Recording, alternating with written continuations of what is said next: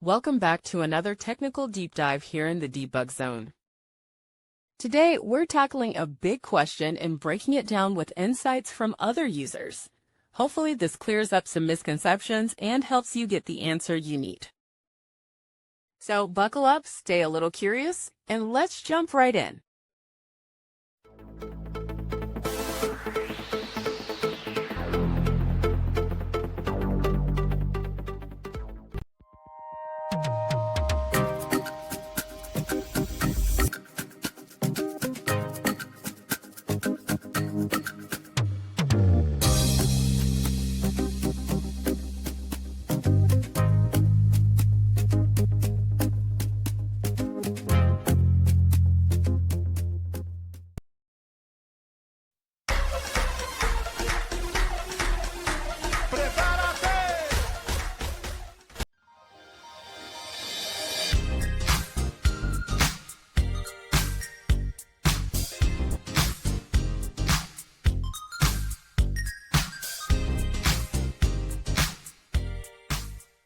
And that's a wrap.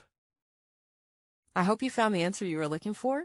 If you did, take a second to hit that subscribe button. It really helps out. And let me know in the comments which solution worked best for you. See you next time in the debug zone.